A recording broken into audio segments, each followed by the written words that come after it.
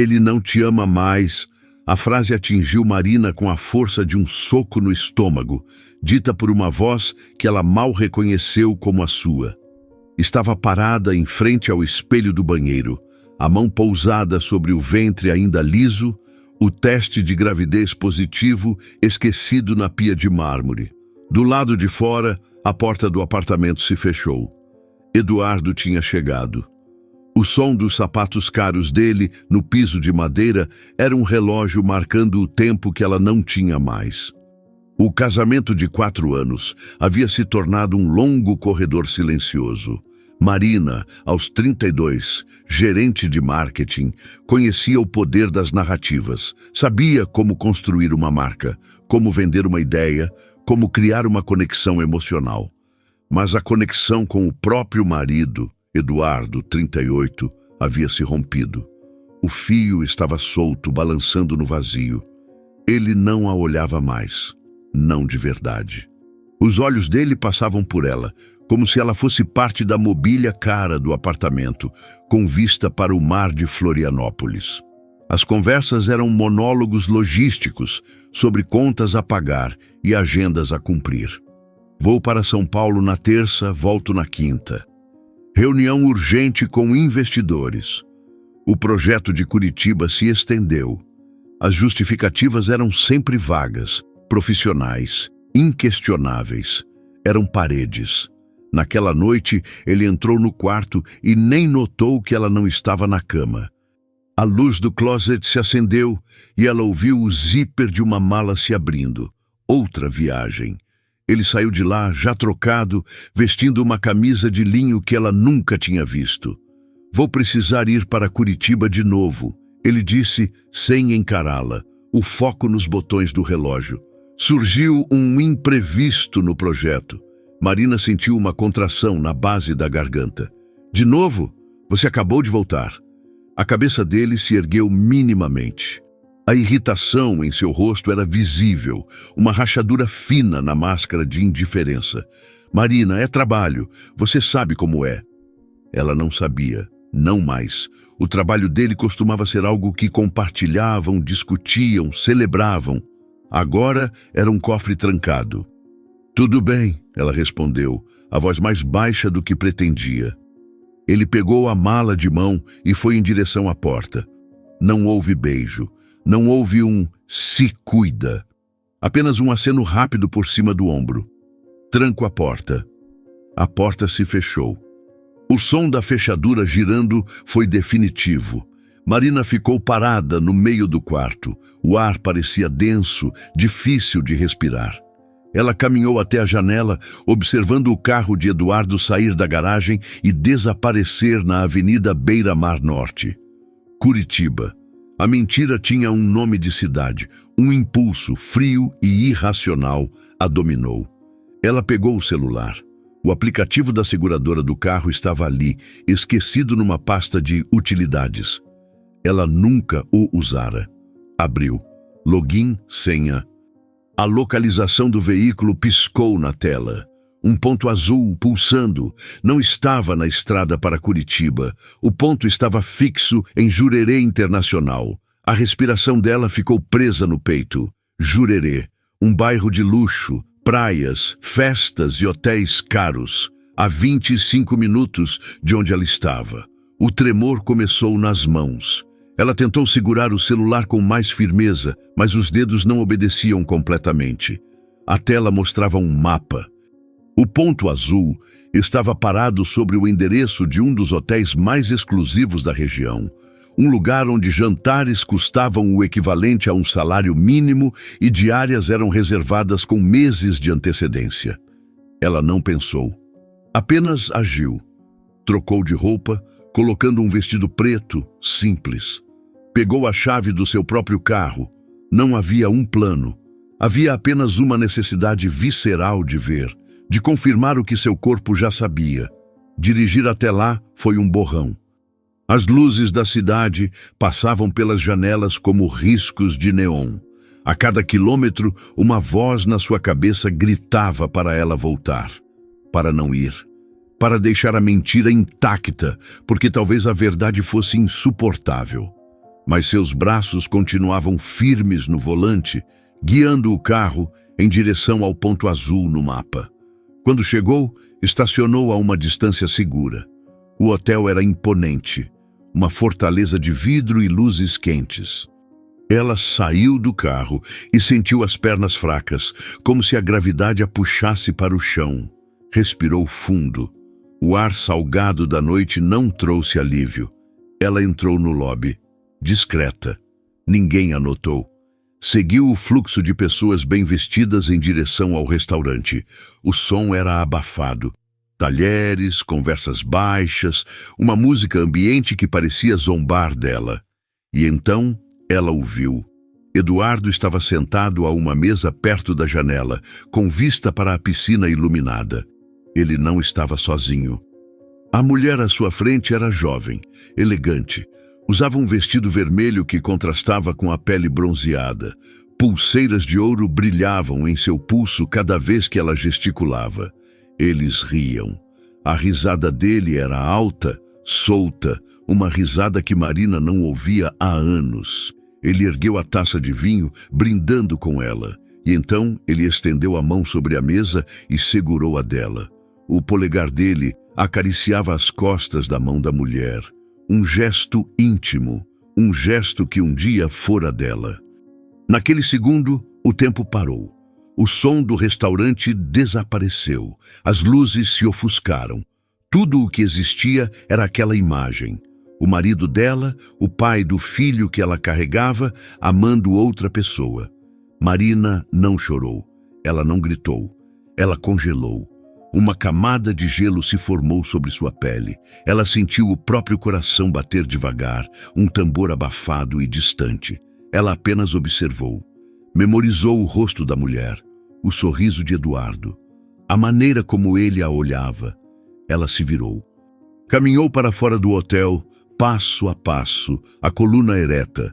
Cada movimento era deliberado, mecânico. Voltou para o carro, sentou-se no banco do motorista e ficou ali, em silêncio, olhando para o nada. A dor não veio em ondas. Veio como um peso sólido, instalando-se no fundo do seu peito. Uma âncora. Ela levou essa dor de volta para casa, junto com um bebê que ele nem sequer sabia que existia. Naquela noite, ela não dormiu. Sentou-se na poltrona da sala no escuro e esperou o sol nascer.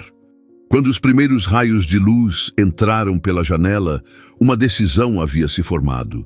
Não era sobre vingança, era sobre sobrevivência. Ela não ia fazer um escândalo, ela ia investigar. A frieza que a dominou no hotel não foi embora. Pelo contrário, ela se apossou de cada célula do seu corpo. Era uma armadura. Nos dias seguintes, Marina operou com uma precisão cirúrgica. Eduardo ligou, a voz casual. O trabalho aqui está intenso. Talvez eu precise ficar até o fim de semana. Tudo bem, ela respondeu, a voz neutra. Foque no seu trabalho. Enquanto ele estava fora, ela começou a cavar. O ponto de partida era a empresa. Uma construtora de médio porte que o pai de Eduardo havia fundado. Ele era o CEO, o todo-poderoso. Marina, como gerente de marketing, tinha um acesso limitado, mas conhecia a estrutura, conhecia as pessoas. Começou pelo básico, as despesas de viagem dele. Ela não tinha acesso direto, mas sabia quem tinha. Lúcia, do financeiro. Uma mulher de 50 e poucos anos, que estava na empresa desde o início e tinha um carinho especial por Marina. Ela a convidou para um café. Não mencionou a traição. Falou sobre o futuro, sobre a gravidez que ainda não era visível. Falou sobre sua preocupação com as finanças, agora que um bebê estava a caminho. Eu só queria entender melhor os rumos da empresa, Marina disse, mexendo o açúcar em seu cappuccino. Eduardo anda tão estressado, tão focado nessas viagens. Fico preocupada se os projetos estão dando o retorno esperado. Lúcia a olhou com simpatia. Ele sempre foi ambicioso, às vezes demais. Marina se inclinou um pouco. Essas viagens para Curitiba parecem custar uma fortuna. Os relatórios de despesas devem ser enormes. Um brilho de algo, desconforto, passou pelos olhos de Lúcia. São detalhados. Marina sentiu. Era ali. Eu confio em você, Lúcia. Se algo estivesse errado, você me diria, não é? Lúcia hesitou. Olhou para os lados. Marina, não se meta nisso. Pelo seu bem. A confirmação veio como um choque elétrico. Não era só traição. Havia mais. Lúcia, estou grávida, ela disse, a voz firme. O futuro do meu filho depende da estabilidade desta empresa. Se Eduardo está fazendo algo imprudente, eu preciso saber. A lealdade de Lúcia estava dividida, mas a menção ao neto do fundador, a um futuro que ela ajudou a construir, pesou mais. Naquela noite, Marina recebeu um e-mail anônimo, um arquivo, protegido por senha. A senha era Netuno 1986, o nome do primeiro barco do pai de Eduardo e o ano em que a empresa foi fundada. Ela abriu. Eram planilhas, relatórios de despesas, notas fiscais digitalizadas. As viagens para Curitiba eram uma fachada. Os hotéis eram em São Paulo, no Rio de Janeiro, em resorts de luxo no Nordeste. As despesas eram infladas. Jantares de negócios para 5 pessoas que custavam o preço de 10. Aluguéis de carros de luxo por semanas, quando as reuniões duravam 2 dias. E então ela viu o nome, Consultoria. Uma empresa de consultoria de marketing e eventos recebia pagamentos mensais, valores altos, justificados como prospecção de novos mercados e análise de concorrência. O nome da empresa era VS Consultoria. Marina digitou o nome no Google. O primeiro resultado foi um perfil no LinkedIn. Vitória Soares. A foto de perfil fez o ar sumir de seus pulmões. Era a mulher do restaurante, o vestido vermelho, o sorriso confiante, a amante. A biografia dela era impressionante. Formada nas melhores faculdades, com uma lista de projetos de sucesso. Mas a empresa dela, a VS Consultoria, tinha sido registrada há apenas 6 meses, e seu único cliente parecia ser a construtora de Eduardo. Não era só um caso, era um esquema. Eduardo não estava apenas traindo a esposa, ele estava roubando a própria empresa, usando viagens a trabalho para encontrar a amante, e ao mesmo tempo desviando dinheiro para pagar por ela através de uma consultoria fantasma. O superfaturamento das despesas cobria os luxos. A consultoria era o salário dela. Marina fechou o notebook. A náusea subiu, forte. Ela correu para o banheiro, mas não vomitou. Apenas ficou ali, ajoelhada, a cabeça apoiada na parede fria, a respiração ofegante. O homem com quem ela se casou não existia. Em seu lugar, havia um estranho, um mentiroso ladrão patológico, que a subestimou de uma forma tão profunda que chegava a ser surreal. Ele achava que ela era estúpida, uma esposa dócil esperando em casa, alheia a tudo. Ela se levantou, lavou o rosto com água gelada, olhou para o seu reflexo no espelho. Os olhos estavam fundos, mas a expressão era dura, determinada. Ele não haveria chorar. Ele não teria a satisfação de um confronto emocional. Ela tinha as provas e sabia exatamente o que fazer com elas. O retorno de Eduardo foi tão anticlimático quanto sua partida. Ele entrou no apartamento no domingo à noite, jogou a mala no chão e suspirou, um som performático de cansaço. Semana brutal. Ele anunciou para a sala vazia, esperando a simpatia que não viria. Marina estava na cozinha, terminando um chá. Ela não se virou. Apenas o som da colher batendo suavemente contra a porcelana respondeu a ele. Ele apareceu na porta da cozinha, afrouxando a gravata. Nem um oi. Oi, ela disse, a voz plana, sem emoção.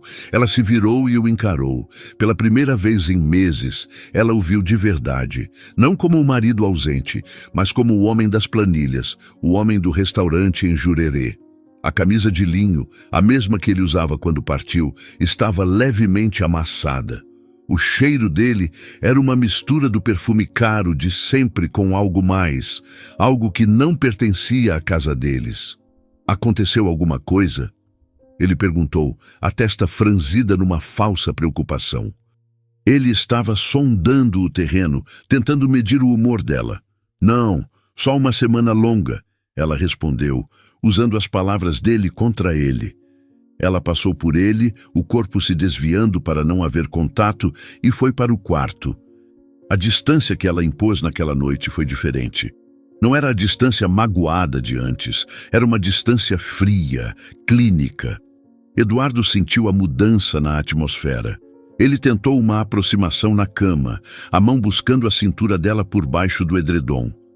Marina se moveu, virando para o outro lado, criando um abismo de lençóis entre eles. A mão dele ficou suspensa no ar por um instante antes de recuar. Ele não insistiu. A rejeição silenciosa era mais potente do que qualquer briga. Nos dias que se seguiram, Marina viveu uma vida dupla. Para o mundo e para Eduardo, ela era a mesma. Ia para o trabalho, participava de reuniões, sorria quando necessário. Mas por dentro, ela era uma estrategista. Passava as noites em claro, não mais pela dor da traição, mas pela análise meticulosa dos dados. Cruzava as datas das viagens com os pagamentos para a consultoria de Vitória. Cada nota fiscal superfaturada era uma peça do quebra-cabeça. Cada e-mail trocado entre Eduardo e o departamento financeiro, que Lúcia continuava a vazar discretamente, era uma confirmação. O esquema era mais engenhoso do que parecia à primeira vista. Eduardo não apenas desviava dinheiro para a amante. Ele usava a S Consultoria para lavar parte do dinheiro que vinha de acordos paralelos com fornecedores, inflando orçamentos de obras e recebendo propinas que eram legalizadas através dos contratos de serviço falsos. A amante não era apenas uma amante. Era uma cúmplice, uma laranja no esquema de corrupção dele. Enquanto montava esse dossiê silencioso, seu corpo começou a enviar os próprios sinais, uma fadiga constante que ela atribuía ao estresse. Uma aversão súbita ao cheiro de café, sua bebida preferida, e então a ausência. O ciclo que nunca falhava, agora estava atrasado. O medo inicial foi um calafrio que percorreu sua espinha. Não agora. Por favor, não agora. Ela comprou o teste de farmácia na hora do almoço, numa farmácia longe do seu bairro, como se estivesse comprando algo ilícito. Escondeu a pequena caixa no fundo da bolsa. A ideia de estar grávida, naquele momento, parecia uma cruel ironia do destino. Trazer uma vida ao mundo no exato instante em que o mundo dela desmoronava. Naquela noite, esperou Eduardo dormir. O som da respiração pesada dele no quarto ao lado era a trilha sonora da sua solidão. Ela foi ao banheiro, trancou a porta. As mãos tremiam tanto que ela mal conseguiu abrir a embalagem. Seguiu as instruções, o coração batendo descompassado na garganta. E então, esperou. Os 3 minutos mais longos da sua vida. Quando as 2 linhas cor-de-rosa apareceram, nítidas, inegáveis, Marina não sentiu a explosão de alegria que sempre imaginara. Sentiu um silêncio profundo tomar conta de tudo. Ela se sentou na beirada da banheira, o teste na mão, e olhou para o seu reflexo no metal cromado da torneira. Uma imagem distorcida, estava grávida, uma vida estava crescendo dentro dela, uma vida que era metade dela, metade do homem que a traía e roubava. A felicidade e o pavor se misturaram numa emoção única, sufocante. A mão dela foi instintivamente para o ventre, um gesto de proteção. De repente, a investigação, as planilhas, a traição, tudo ganhou uma nova dimensão. Não era mais apenas sobre ela, era sobre o futuro indefeso que ela carregava. A ironia era brutal. Justamente quando ela mais precisaria do apoio dele, do parceiro, do pai, Era quando ele estava mais ausente, mais distante, vivendo uma vida secreta de luxo e mentiras. A ideia de contar a ele era impensável. Como ela poderia compartilhar a notícia mais íntima de sua vida com um estranho? Como olhar nos olhos dele e dizer, vamos ter um filho, sabendo que aqueles mesmos olhos olhavam para outra mulher com amor? A gravidez se tornou seu segredo mais bem guardado, uma fonte de força e de vulnerabilidade. A fadiga matinal era real, mas ela a disfarçava. As náuseas vinham em ondas e ela aprendia a controlá-las, a respirar fundo, a se trancar no banheiro do escritório por alguns minutos até que passassem. A gravidez era a sua âncora e o seu motor. A mantinha com os pés no chão, mas também a impulsionava para a frente, para a conclusão do que havia começado. Eduardo, imerso em sua própria arrogância, não notava nada. Ele via o que queria ver. Uma esposa quieta, talvez um pouco mais cansada, mas acima de tudo complacente. A ausência de conflito o deixava confortável. Ele interpretava o silêncio dela como resignação, não como preparação para a guerra.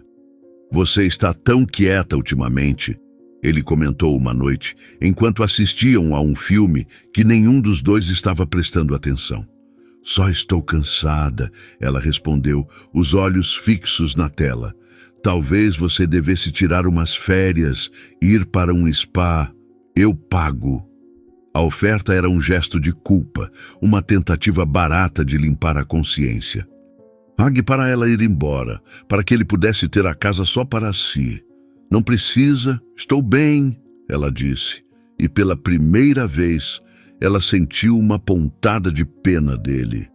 Ele era tão previsível, tão cego pela própria esperteza, que não conseguia ver a tempestade se formando bem na sua frente.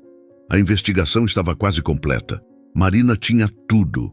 As planilhas, as notas fiscais, os contratos da consultoria, as datas das viagens que batiam com os pagamentos. Faltava a peça final. A prova irrefutável que ligaria Eduardo não apenas à fraude, mas aos sócios que ele também estava enganando. A oportunidade surgiu de forma inesperada. A empresa realizaria sua reunião semestral do conselho. Nela, Eduardo apresentaria os resultados, os novos projetos e, claro, os orçamentos para o próximo período. Entre os membros do conselho estavam os dois sócios minoritários, amigos de longa data de seu pai, homens que o viram crescer e que depositaram nele a confiança para levar o legado da família adiante. Ricardo e Afonso. Marina sabia que aquela era a sua chance. Apresentar as provas diretamente a eles seria o golpe final, um golpe limpo, profissional, que não deixaria espaço para negação. Ela passou a semana anterior à reunião finalizando o dossiê. Organizou tudo em uma apresentação clara, concisa. Fatos, números, documentos. Nenhuma emoção, nenhuma acusação pessoal sobre a traição. Apenas a fraude corporativa, exposta de forma inquestionável. Era a linguagem que eles entenderiam. A linguagem do dinheiro, da quebra de confiança, do risco para o negócio. Na véspera da reunião, enquanto ela dava os últimos retoques na apresentação em seu notebook, sentada na mesa de jantar, Eduardo chegou em casa mais cedo. Ele a viu ali, concentrada, e se aproximou por trás. "Trabalhando até tarde?" Ele perguntou, a voz com um tom de curiosidade. Marina fechou o notebook com um movimento rápido, o coração disparando. "Apenas finalizando um projeto de marketing." Ele olhou para a tela fechada, desconfiado. "Você anda muito misteriosa." Ela se levantou, forçando um sorriso. "É uma campanha grande, surpresa." Ele não pareceu convencido, mas deixou passar. Naquela noite, a tensão no apartamento era palpável. Era o silêncio antes da batalha. Marina mal dormiu, a mente repassando cada passo do plano. Ela não tinha medo. A descoberta da gravidez havia aniquilado o medo e o substituído por uma determinação de aço. Ela estava lutando por dois, agora. Amanhã, O mundo de Eduardo, construído sobre mentiras e arrogância, viria abaixo, e seria derrubado pela mulher que ele menosprezou, a mulher que carregava seu filho em segredo. O dia da reunião do conselho amanheceu cinzento e úmido, um reflexo perfeito do clima que se instalava dentro do apartamento. Marina acordou antes do despertador, o corpo tenso, a mente afiada. Eduardo ainda dormia, uma figura alheia e tranquila na imensidão da cama. Por um instante ela o observou, tentando encontrar algum vestígio do homem com quem se casara. Não havia nada. Apenas um estranho cuja respiração ritmada parecia zombar da tempestade que estava prestes a desabar sobre ele. Ela se levantou em silêncio, o cuidado para não fazer barulho sendo um hábito antigo, que agora ganhava um novo propósito: o de não acordar o inimigo antes da hora. No banheiro, a náusea matinal a atingiu com força. Ela se apoiou na pia, respirando fundo, esperando a onda passar. Olhou para o seu rosto no espelho. Havia olheiras discretas sob seus olhos, mas eles brilhavam com uma intensidade febril. A gravidez, seu segredo e sua força, era um fogo brando que a mantinha de pé. Hoje, ela não era apenas Marina, a gerente de marketing. Era uma mãe protegendo o futuro de seu filho. Essa transformação lhe deu uma clareza que ela nunca havia possuído. O medo da noite anterior havia se dissipado, substituído por uma calma gélida, uma certeza absoluta do que precisava ser feito. Ela se vestiu com uma precisão militar, uma calça de alfaiataria preta, uma blusa de seda branca, um blazer bem cortado, uma armadura profissional. O dossiê estava salvo em um pendrive criptografado dentro de sua bolsa, uma bomba-relógio esperando o momento certo para ser detonada. Quando saiu do quarto, Eduardo estava na cozinha, já de terno, servindo-se de uma xícara de café. O cheiro forte da bebida revirou o estômago de Marina, mas ela não demonstrou. "Bom dia", ele disse, o tom de voz executivo já ativado. "Grande dia hoje."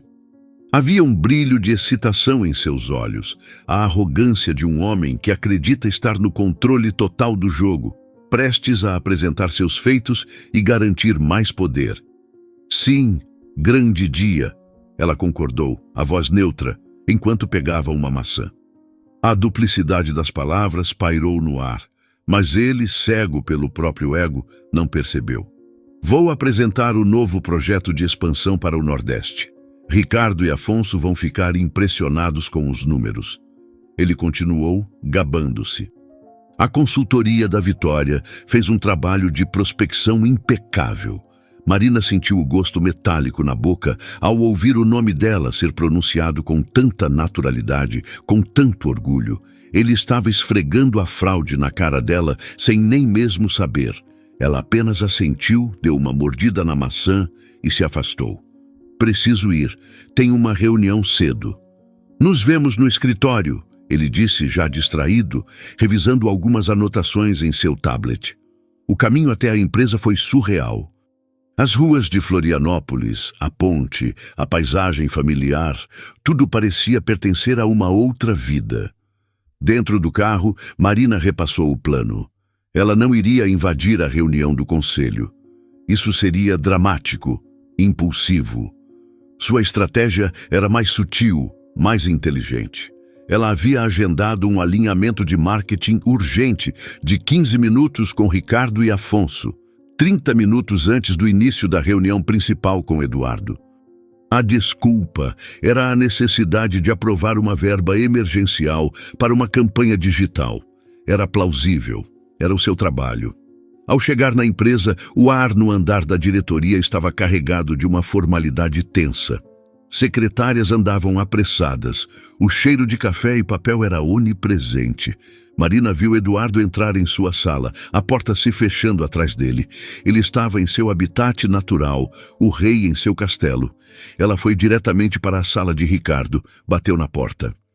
"Ricardo, sou eu, Marina. Temos aqueles 15 minutos?" Ricardo, um homem de 60 e poucos anos com um olhar cansado, mas perspicaz, Abriu a porta. Marina, claro, entre. Afonso já está aqui.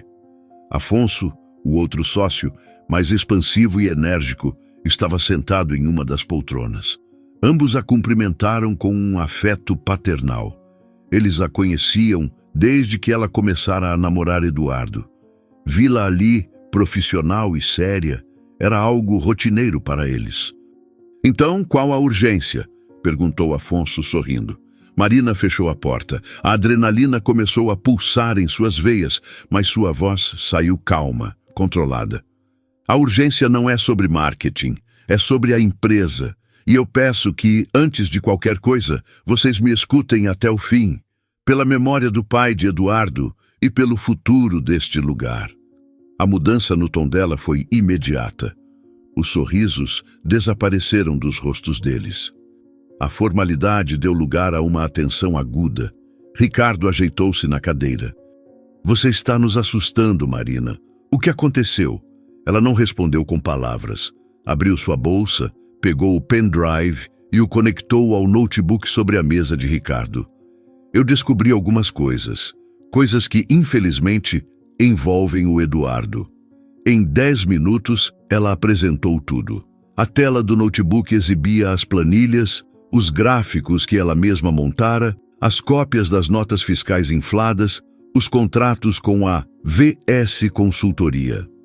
Ela narrou os fatos de forma clínica, apontando as datas, os valores, as inconsistências. Mostrou o registro da empresa de Vitória Soares, a data de sua criação e a ausência de qualquer outro cliente visível. Ela não mencionou a palavra amante, não precisava. A conexão era óbvia e, para o propósito daquela conversa, irrelevante. O crime era o desvio de fundos, a fraude, a quebra de confiança fiduciária. Enquanto ela falava, o silêncio na sala se tornava cada vez mais pesado. Os rostos de Ricardo e Afonso passaram da preocupação para a incredulidade, e então para uma fúria fria e contida. Ricardo, com o mouse, clicava nos arquivos, abrindo as notas fiscais, comparando com os relatórios de pagamento. Afonso se levantou e começou a andar pela sala, a mão na boca, o olhar fixo no chão. Quando Marina terminou, um silêncio sepulcral tomou conta do ambiente. Ricardo tirou os óculos, esfregou os olhos e a olhou com uma expressão que misturava horror e uma admiração relutante.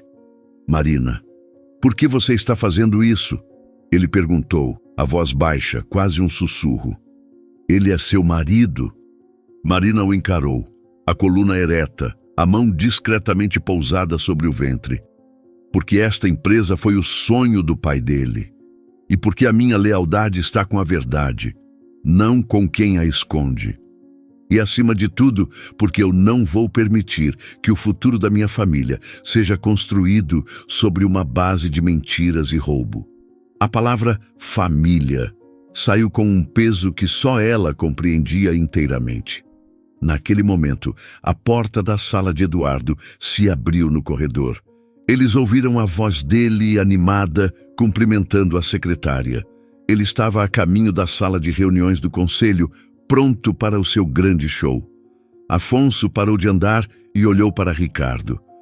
Um entendimento silencioso passou entre os dois velhos sócios. A decisão estava tomada. Ricardo se virou para Marina. Obrigado. Nós assumimos daqui. Peço que você volte para a sua sala e não comente sobre isso com ninguém. Isso será tratado internamente, de forma silenciosa. Marina apenas assentiu, pegou seu pendrive, guardou-o na bolsa e se levantou. Ao sair da sala, seu olhar cruzou com o de Eduardo, que estava no final do corredor, entrando na sala do conselho. Ele lhe deu um sorriso rápido, presunçoso, um sorriso de quem não faz ideia de que seu mundo está prestes a ser implodido. Ela não sorriu de volta. Apenas seguiu para sua sala, fechou a porta e sentou-se em sua cadeira. O som do seu próprio coração era a única coisa que ela conseguia ouvir. A bomba havia sido entregue. Agora era só esperar a explosão. A espera na sala de Marina foi uma experiência fora do corpo. O tempo parecia ter se distorcido, cada minuto se arrastando com a densidade de uma hora. Ela não tentou trabalhar. Apenas ficou sentada, as mãos cruzadas sobre a mesa, o olhar perdido na vista da cidade através da janela de vidro. Lá fora, a vida continuava seu curso normal.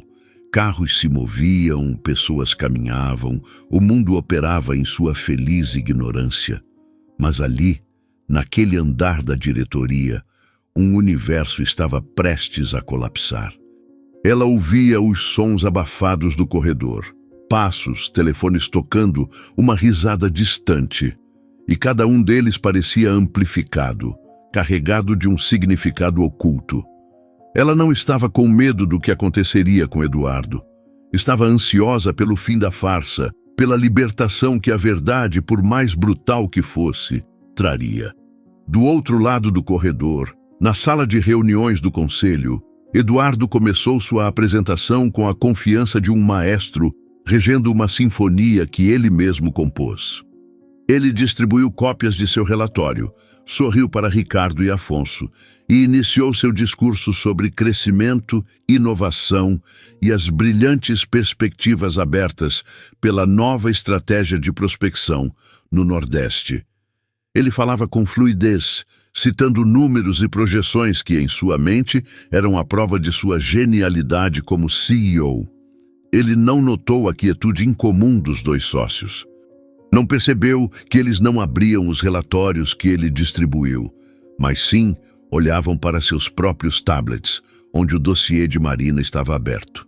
Ricardo deixou que ele falasse por quase 20 minutos. Deixou que ele se aprofundasse nas mentiras, que construísse seu castelo de cartas cada vez mais alto. Deixou que ele elogiasse o trabalho excepcional da VS Consultoria, detalhando os supostos insights que a empresa de Vitória havia fornecido. Cada palavra que Eduardo proferia era mais uma pá de terra sobre sua própria cova profissional. Afonso, incapaz de conter a fúria, mantinha o rosto impassível, mas seus dedos tamborilavam silenciosamente na mesa, uma batida rítmica de impaciência e desprezo. Finalmente, quando Eduardo fez uma pausa dramática antes de revelar o orçamento solicitado para a fase 2 do projeto, Ricardo o interrompeu. "Eduardo", ele disse, a voz calma, mas com um peso que cortou o ar da sala. "Tenho uma pergunta sobre essa consultoria. A VS." Eduardo pareceu surpreso pela interrupção, mas sorriu, pronto para defender sua parceira. "Claro, Ricardo. Pode perguntar." Ricardo não olhou para ele. Manteve os olhos fixos em seu tablet. O CNPJ desta empresa foi registrado há 6 meses. O endereço fiscal é uma sala comercial que, segundo uma verificação rápida que acabamos de fazer, está vazia. E o único cliente que ela parece ter somos nós. Você pode nos explicar como uma empresa tão nova, sem estrutura aparente, conseguiu produzir um trabalho de prospecção tão aprofundado? O sorriso de Eduardo vacilou. Uma sombra de incerteza passou por seu rosto. Ele não esperava esse nível de escrutínio. Bem, eles são novos, mas extremamente agressivos. Vitória Soares é um talento raro. Ela usa uma rede de contatos. Vitória Soares. Afonso interrompeu, a voz grave, falando pela primeira vez. "É a mesma Vitória Soares que viajou com você para um resort em Trancoso em setembro, numa viagem paga com o cartão corporativo da empresa sob a justificativa de reunião com investidores locais?" O sangue sumiu do rosto de Eduardo. Ele olhou de Afonso para Ricardo e, pela primeira vez, viu que eles não estavam olhando para ele com admiração, mas com um julgamento frio e implacável. Ele percebeu que aquilo não era uma reunião, era uma emboscada. "Eu não sei do que vocês estão falando", ele gaguejou, a confiança evaporando, a postura de CEO desmoronando em segundos. Ricardo, então, virou o tablet na direção dele. Na tela não estava a apresentação de Eduardo, mas uma das planilhas de Marina com as despesas de viagem e os pagamentos para a consultoria destacados em vermelho, lado a lado. Nós sabemos, Eduardo. Sabemos dos hotéis de luxo, dos jantares superfaturados, dos contratos falsos. Sabemos que você tem usado o dinheiro desta empresa, o legado do seu pai, para financiar sua vida dupla e enriquecer sua amante. A palavra amante foi dita com um desprezo cortante. Eduardo ficou sem ar, como se tivesse levado um soco. Ele olhou para a tela, para as provas irrefutáveis, e seu cérebro pareceu travar. A negação era impossível. A raiva tomou seu lugar. Quem? Ele começou a dizer, a voz um rosnado.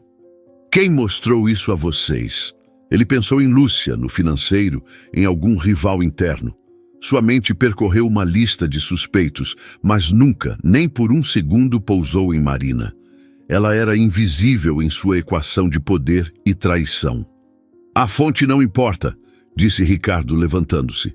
O que importa é que a sua posição como CEO desta empresa é, a partir deste momento, insustentável. Você será afastado de suas funções imediatamente, enquanto conduzimos uma auditoria completa. O Conselho votará sua destituição permanente na próxima semana, o que, dadas as circunstâncias, será uma mera formalidade. A execução foi silenciosa, brutal e corporativa. Não houve gritos, apenas a sentença, proferida no tom frio dos negócios. Eduardo ficou parado, o rosto pálido, as mãos tremendo. O homem que entrara naquela sala como um rei estava sendo expulso como um criminoso. Vocês não podem fazer isso, ele sussurrou a voz fraca. Nós já fizemos, Afonso respondeu, já se dirigindo à porta. Um e-mail será enviado aos funcionários em 1 hora, comunicando que você está entrando em uma licença sabática por tempo indeterminado. Sugiro que você arrume suas coisas e saia discretamente. É o último resquício de dignidade que podemos lhe oferecer. Enquanto a porta se fechava, deixando Eduardo sozinho na sala com os destroços de sua carreira, Marina, em sua própria sala, recebeu um e-mail de Ricardo. O assunto era: obrigado. O corpo do e-mail continha apenas uma frase: está feito. Ela fechou os olhos e soltou o ar que nem percebia estar segurando. Não sentiu alegria, não sentiu triunfo. Sentiu apenas o peso esmagador do fim. O fim de seu casamento, o fim da ilusão, o fim de uma era. Era um alívio doloroso, como a sensação que se tem quando um osso quebrado é finalmente colocado no lugar. Minutos depois, ela ouviu a porta da sala de Eduardo se abrir. Ela não se moveu, apenas esperou. Ele não foi até a sala dela. Ela ouviu seus passos apressados indo em direção ao elevador. Ele estava fugindo. O grande CEO, o homem esperto, estava fugindo do campo de batalha que ele mesmo criou. Enquanto Eduardo achava que era o jogador mais inteligente na mesa, foi a mulher grávida que ele subestimou, a esposa silenciosa, que ele tratou como um acessório, que derrubou todo o seu império de mentiras. E ela fez isso sem levantar a voz, sem derramar uma lágrima em público, usando a mesma inteligência e estratégia que ele acreditava que apenas ele possuía. A jogada dele havia sido desmantelada. O checkmate fora dado. A saída de Eduardo do prédio foi o epílogo silencioso de sua queda. Marina permaneceu em sua sala, uma ilha de calma no meio da turbulência que, embora invisível para a maioria, percorria as veias da empresa. O e-mail de Ricardo foi disparado pontualmente 1 hora depois, e a notícia da licença sabática de Eduardo se espalhou como uma onda de choque contida. Sussurros começaram nos cantos, especulações foram trocadas em mensagens privadas, mas ninguém sabia a verdadeira magnitude do que havia acontecido. A discrição do conselho foi absoluta. Protegeram a reputação da empresa, mesmo enquanto amputavam seu líder corrupto. Para o mundo, Eduardo não era um ladrão. Era apenas um CEO cansado, tirando um tempo para si. Apenas 4 pessoas naquele prédio sabiam a verdade: Ricardo, Afonso, Marina e o próprio Eduardo. Naquela noite, Marina não voltou para o apartamento que um dia chamou de lar. Ela não conseguia. O espaço estava contaminado com as memórias da mentira. Cada objeto um lembrete da vida que havia sido uma farsa. Em vez disso, ela dirigiu até um hotel simples e funcional no centro da cidade, um lugar anônimo onde ninguém a conheceria. Fez o check-in, entrou no quarto impessoal e, pela primeira vez em meses, se permitiu sentir o peso de tudo. A armadura que a sustentara por tanto tempo começou a rachar. Ela se sentou na beirada da cama, o silêncio do quarto de hotel envolvendo-a, e a exaustão a atingiu. Não era apenas cansaço físico, era uma fadiga da alma, o resultado de carregar o fardo da traição, da investigação e da gravidez sozinha. Enquanto isso, Eduardo não foi para casa. Ele dirigiu sem rumo, o cérebro em curto-circuito, tentando processar a velocidade e a brutalidade de sua própria destruição. A humilhação era uma bile quente na garganta. Ele foi despojado de seu poder, de seu status, de sua identidade, tudo em menos de 30 minutos. Sua mente febril buscava um culpado. Então, em meio ao caos de sua raiva, ele ligou para a única pessoa que acreditava estar do seu lado. Ligou para Vitória. A conversa não foi como ele esperava. Quando ele contou, a voz embargada de fúria, que havia sido afastado e que a consultoria dela seria investigada, não houve palavras de apoio ou lealdade. Houve um silêncio gélido do outro lado da linha, seguido por uma frieza calculista. Isso é um problema seu, Eduardo. Meu contrato é com a empresa. Se a empresa for auditada, meus registros estão em ordem. Eu prestei os serviços contratados. A negação foi instantânea e total. Ela estava se desvinculando dele, cortando os laços com a mesma precisão cirúrgica com que ele fora removido de seu cargo. Não me ligue mais, ela disse antes de desligar. O som da chamada encerrada foi mais chocante para Eduardo do que a própria demissão. Ele percebeu, com uma clareza nauseante, que a parceria deles nunca fora sobre afeto ou lealdade.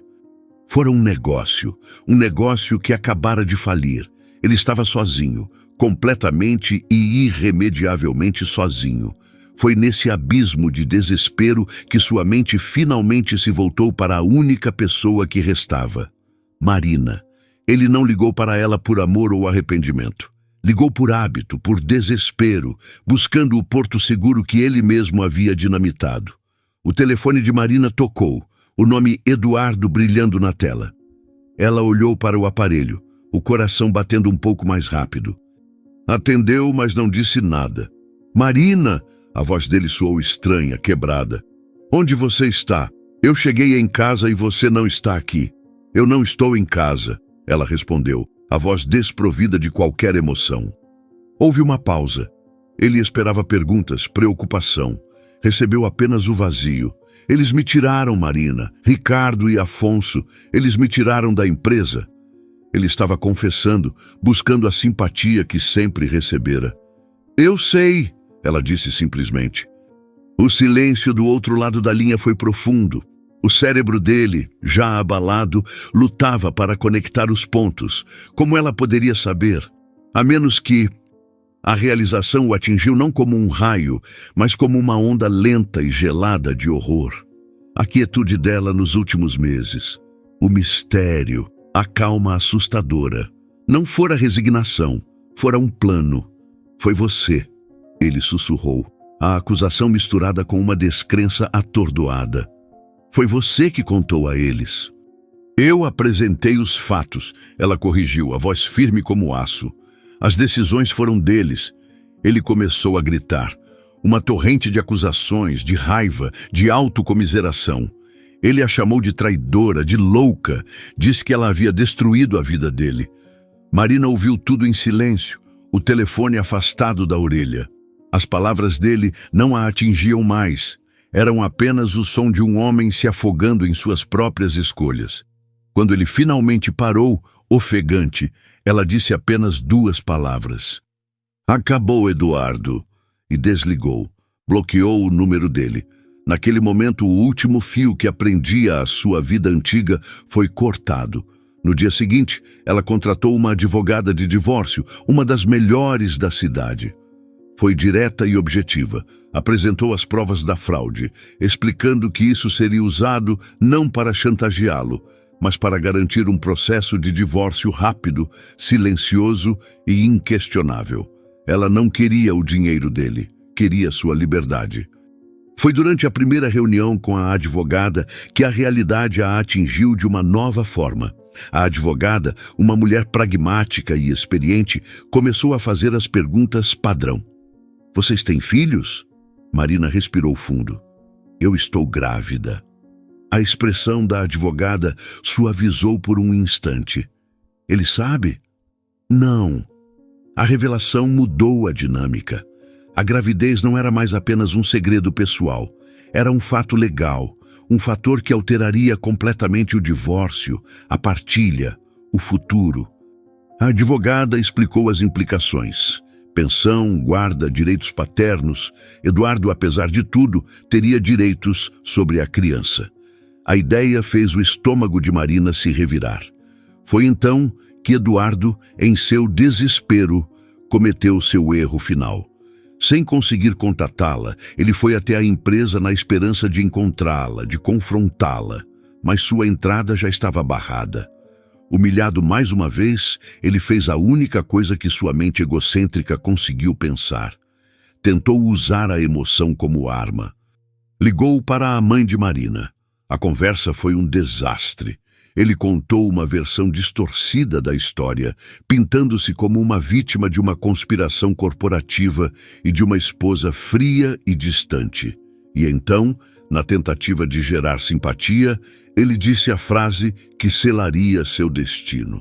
"Eu nem sei o que fiz de errado. Eu dei tudo para ela, uma vida boa.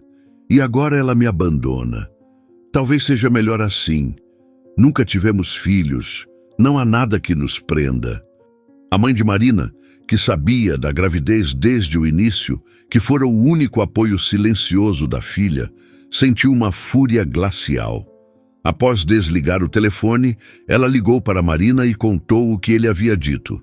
Para Marina, aquela frase foi a confirmação final. Não há nada que nos prenda. Ele havia apagado a possibilidade de um filho, a maior conexão que poderiam ter, com a mesma facilidade com que assinava uma nota fiscal falsa. Naquele momento ela soube que não poderia haver nenhuma ponte de volta, nenhuma conversa, nenhuma chance de redenção. Ela ligou para sua advogada. "Eu quero o divórcio assinado o mais rápido possível, e eu quero a guarda exclusiva. Use o que for preciso." A notícia da gravidez chegou a Eduardo da forma mais fria e impessoal possível, através de uma notificação oficial de sua própria advogada, como parte do processo de divórcio. O documento legal, com suas palavras formais e cláusulas numeradas, informava sobre a gestação e a requisição de Marina pela guarda unilateral, citando conduta moral e financeira imprópria como base para a ação. Quando Eduardo leu aquelas palavras, a requerente encontra-se em estado gestacional. O chão desapareceu sob seus pés. Um filho. Ele ia ter um filho. A informação não veio dos lábios de sua esposa, num momento de intimidade e alegria, mas de um pedaço de papel timbrado que também anunciava o fim de seu casamento e o início de uma batalha legal. Ele desmoronou. Não foi a perda da empresa, nem a humilhação pública, nem o abandono da amante. Foi a notícia da criança. A criança que ele nunca soube que existia. A vida que ele estava prestes a perder antes mesmo de saber que a tinha. O peso de todas as suas ações, de todos os seus erros, caiu sobre ele de uma só vez. Ele chorou. Chorou com a força de um homem que perdeu tudo, mas que só agora percebia o que realmente importava. O desmoronamento de Eduardo não foi um evento único, mas um processo lento e agonizante. A notícia da gravidez, entregue pela frieza de um documento legal, foi o catalisador que dissolveu o último resquício de sua arrogância. Ele tentou ligar para Marina dezenas de vezes, de telefones diferentes, mas ela não atendeu. Enviou e-mails longos e desesperados, uma mistura confusa de pedidos de perdão, acusações e promessas de mudança. Eram os gritos de um homem que só percebeu o valor do que tinha no exato momento em que a assinatura em um papel o tornava legalmente perdido. Ele implorou para conversar.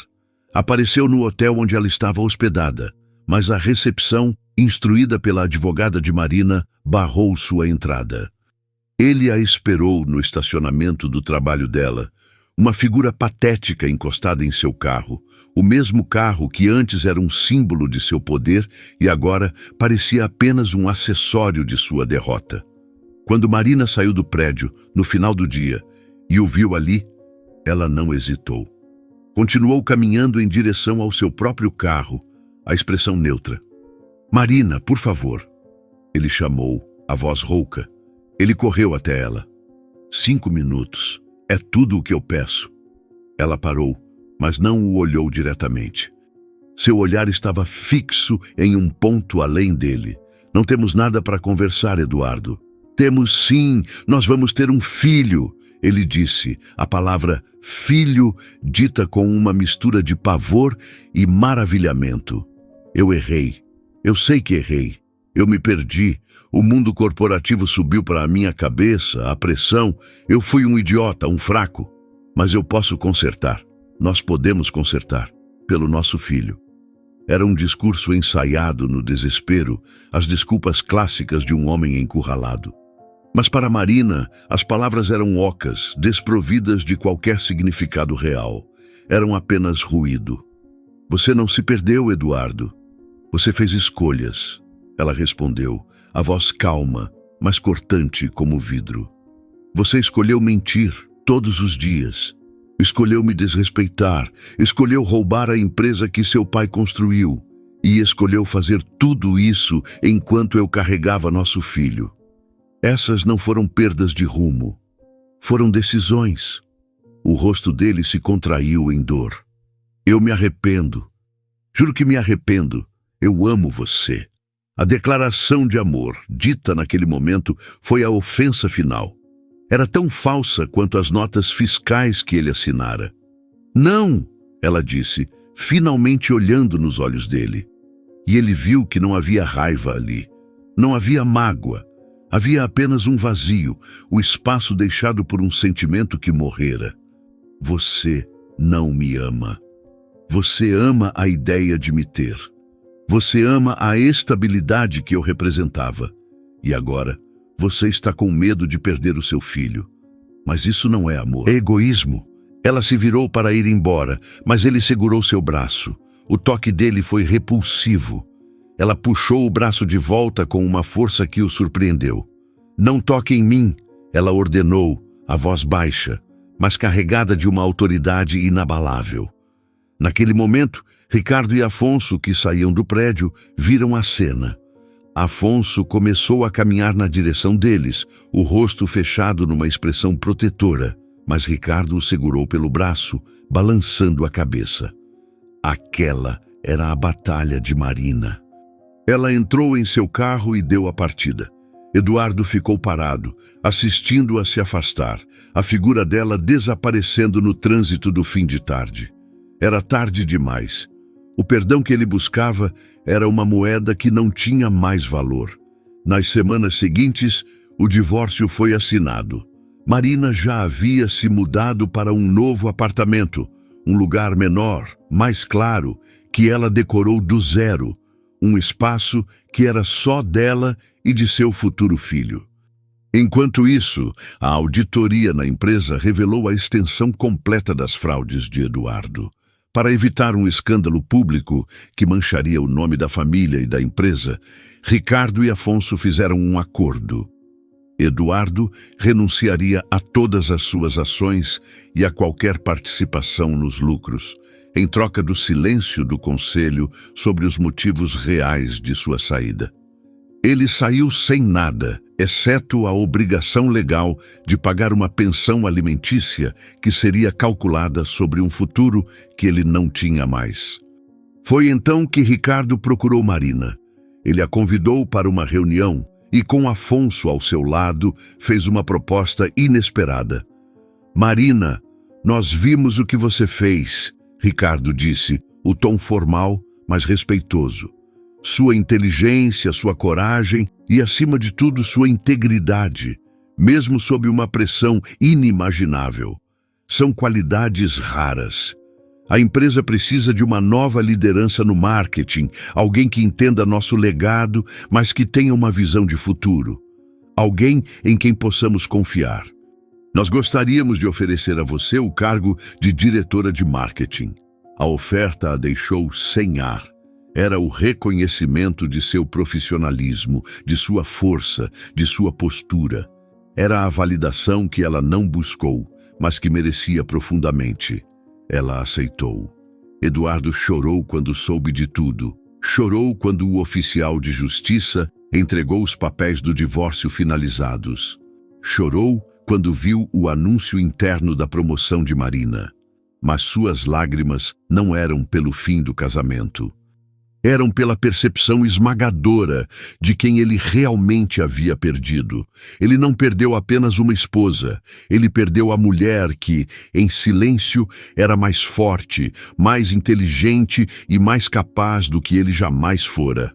A parceira que ele deveria ter valorizado, mas que preferiu subestimar. Ele perdeu a si mesmo no reflexo da grandeza dela. O último encontro deles foi no fórum, para uma audiência de conciliação sobre a guarda. Ele estava mais magro, abatido. Ela, com a gravidez já visível, irradiava uma serenidade poderosa. Ele tentou uma última vez, a voz, um sussurro desesperado no corredor.